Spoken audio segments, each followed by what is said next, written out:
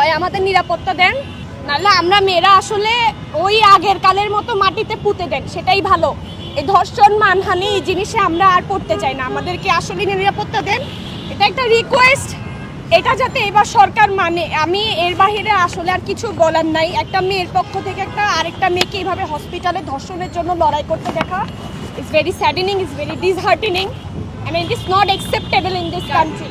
আমি কিছু নিউজ পড়বো, এটা কালকে 24 ঘন্টার নিউজ। প্রথম নিউজ, স্কুল শিক্ষকের বিরুদ্ধে 5ম শ্রেণীর ছাত্রীকে ধর্ষণের অভিযোগ।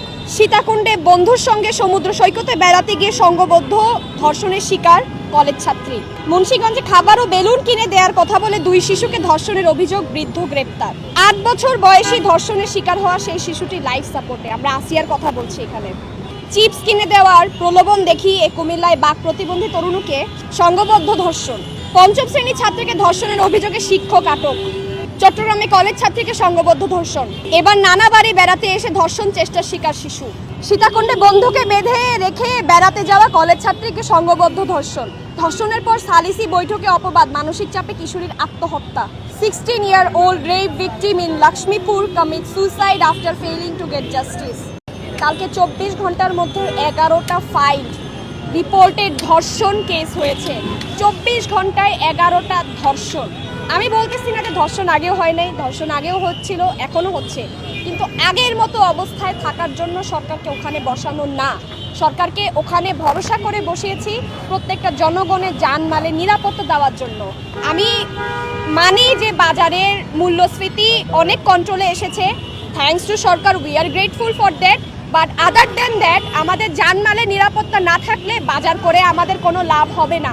আমি রাস্তায় ইউনিভার্সিটি থেকে বাসায় যাওয়ার সময়, বাসা থেকে হচ্ছে গিয়ে যখন অফিস যাওয়ার সময়, আমার নিরাপত্তার কোনো নিশ্চয়তা নাই। আজকে আসিয়া, কালকে আপনি, কালকে হয়তো বা আমি।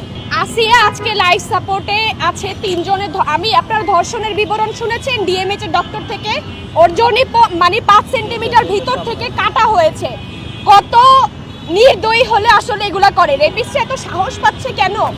কালকে সমাজ কল্যাণ উপদেষ্টা বললো এই দায়ভার আমাদের। আমরা আমাদের জায়গা থেকে চেষ্টা করছি আপনাদের পর্যন্ত আওয়াজ পৌঁছাতে, আমাদের নিরাপত্তা দিতে। আপনারা আইন শৃঙ্খলা ঠিক করুন। কালকে আসিয়ার সাথে যা ঘটেছে এটা যাতে আর কোনো মেয়ের সাথে না ঘটুক। এটা কিভাবে করা যায় সেটা আপনারা নিজেই জিজ্ঞেস করেন। ধর্ষণদের শাস্তি দিয়ে কি একটা এক্সাম্পল সেট করা যায় না সবার জন্য, যাতে রেপিস্টরা ভয় পায়? কারণ রেপিস্টদের কোনো শাস্তি নিশ্চিত হচ্ছে না। আমি তো বললাম পূজা দাসের একজন রেপিস্ট কয়েকদিন আগে সে বেল পেয়েছে। এভাবে যদি আপনারা রেপিস্টদেরকে এই সোনার বাংলাতে ঠাঁই দেন, ওরা এইসব ধর্ষণ করতেই থাকবে।